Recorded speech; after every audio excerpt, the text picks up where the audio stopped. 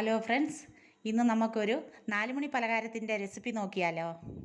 ഇതിന് വേണ്ടിയിട്ട് ഞാൻ ഒരു ചുമന്നുള്ളിയുടെ പകുതി എടുത്തിട്ടുണ്ട്, 2 പച്ചമുളക് അരിഞ്ഞിട്ടിട്ടുണ്ട്, പിന്നെ ഒരു ചെറിയ ഇഞ്ചി, അതിലേക്ക് ഒരു കുറച്ച് മല്ലിച്ചപ്പ്, ഇതെല്ലാം കൂടെ ഇട്ട് നമുക്ക് ചോപ്പറിലിട്ട് ചെറുതാക്കി അരിഞ്ഞെടുക്കാം.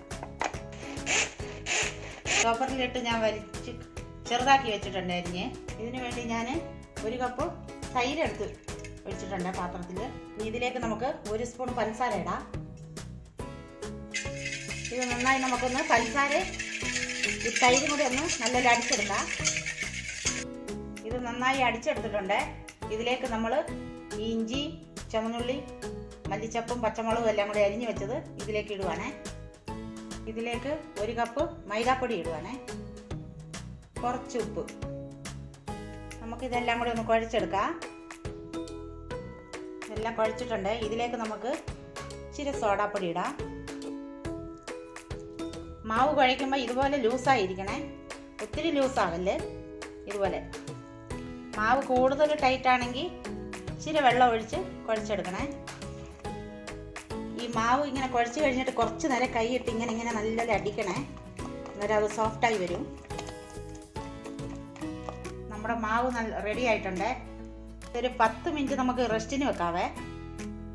ഇത് ഇളക്കി വെച്ചിട്ട് 10 മിനിറ്റ് ആയേ. ഞാനിവിടെ ഇത് ഉണ്ടാക്കാൻ വേണ്ടി കുറച്ച് എണ്ണ അടുപ്പ് വെച്ചിട്ടുണ്ട്. നമ്മൾ വെള്ളം എടുത്ത് വെച്ചോണ്ടിരിക്കണേ. ഈ വെള്ളത്തിൽ നമ്മളൊന്ന് കൈ മുക്കിയിട്ട് വേണം ഈ മാവിലിട്ട് നമുക്ക് എണ്ണയിലോട്ടിടാൻ.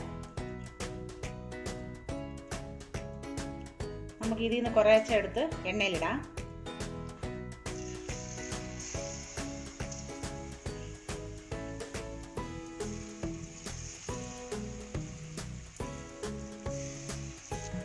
ആദ്യം നമ്മൾ സ്പീഡിൽ വെച്ചിട്ട് പിന്നെ തീ ചെറുതാക്കണേ. നമുക്കിതൊന്ന് മറിച്ചിട്ട് കൊടുക്കാം.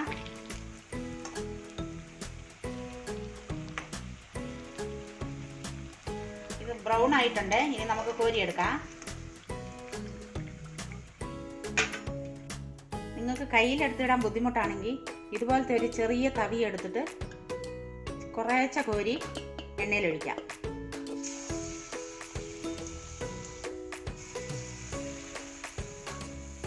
അങ്ങനെ നമ്മുടെ 4 മണി പലഹാരം റെഡി ആയിട്ടുണ്ട്.